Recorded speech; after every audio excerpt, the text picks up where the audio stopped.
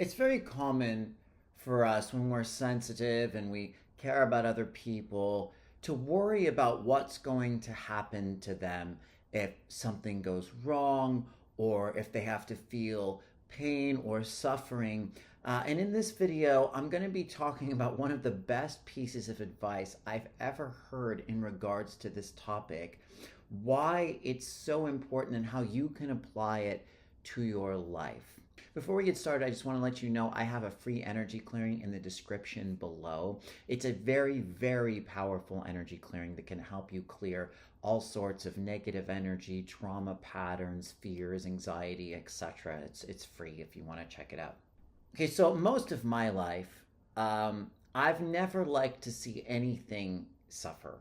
It's very hard for me, even to this day. It's hard for me to this day to even get up the courage to get an animal, because I know one day the animal will die. And I know very well that death isn't real. I know that we cross, that we go on forever. I'm so aware of this fact, and yet I still don't like to see things die. I don't like to see them suffer. I don't like to go through loss. I don't like to see other people go through these things.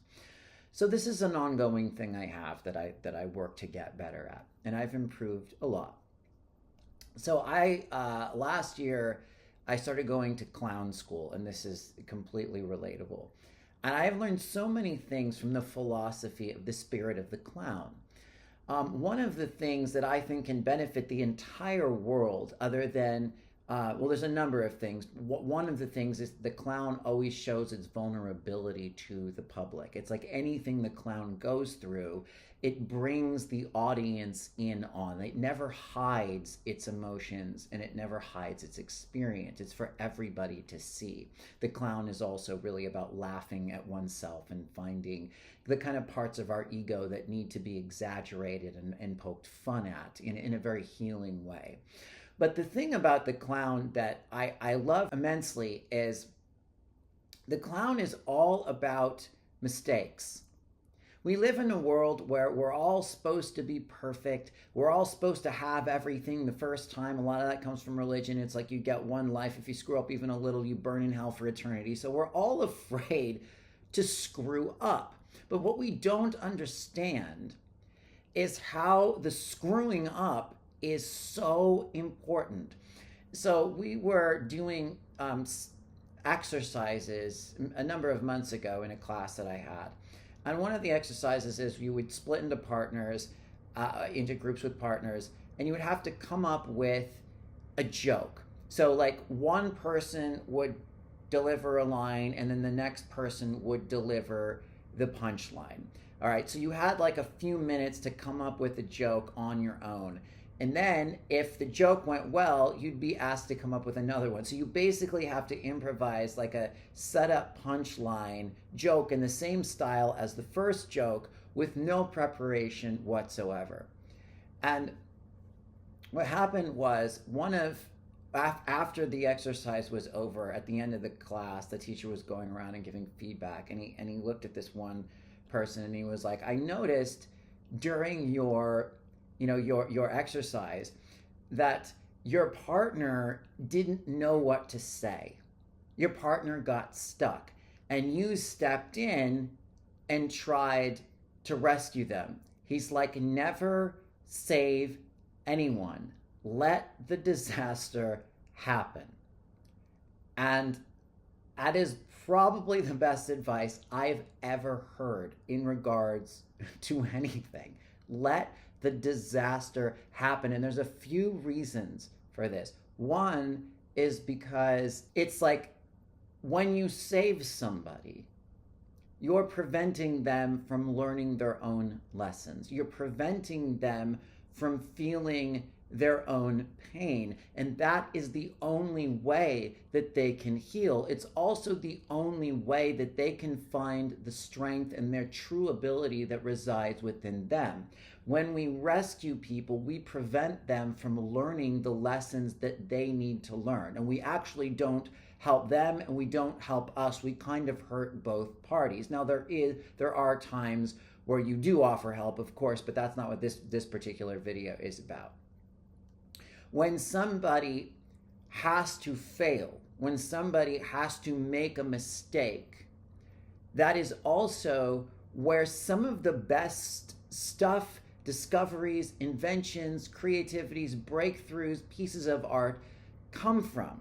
We're all so afraid of screwing up. But the thing with the clown is the clown is, it's about getting it wrong. It's about screwing up sometimes on purpose. It's about finding a problem that you never solve.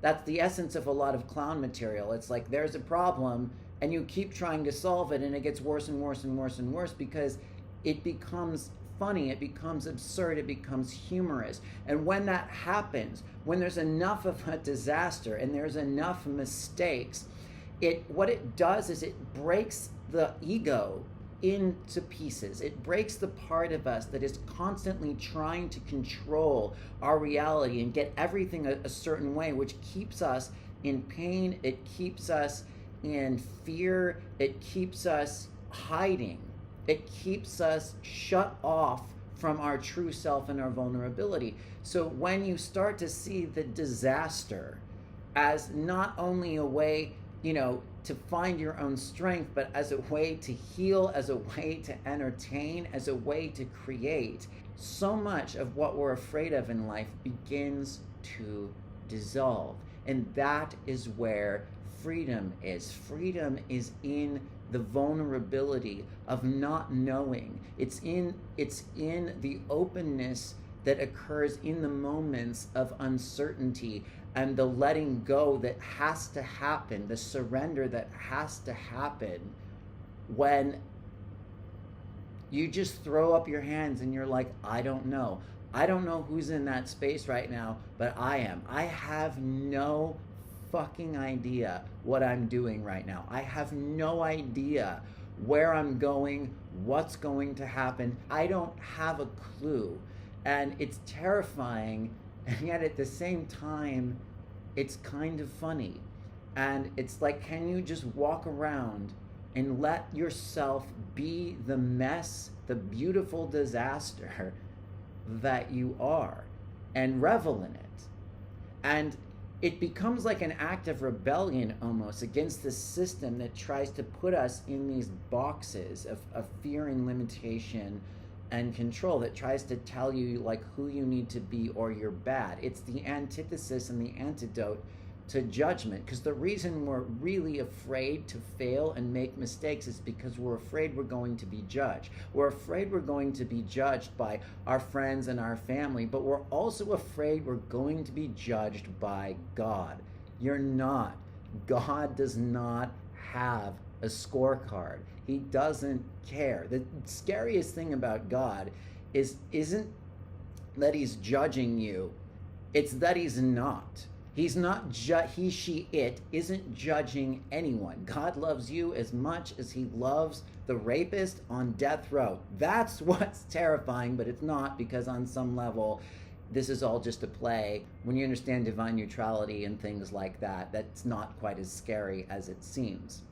There's no one on the other side waiting to condemn you. That's our conditioning. So, in closing, let the disaster happen, because after the disaster happens, and I know there's a lot of people going through a lot of horrible disasters, I do get it, and it sucks, and I have compassion for that, but that is when you come out the other side expanded and evolved. Even if you can't see it in the moment, the gift, it's there. So let yourself just be whatever you are. Thank you very much. My name's Adam. Again, I have a free energy clearing. I always appreciate everybody who watches my videos. Please let me know if you have any comments on this, revelations or breakthroughs. I always love to hear from everyone. Other than that, I'll see you next time.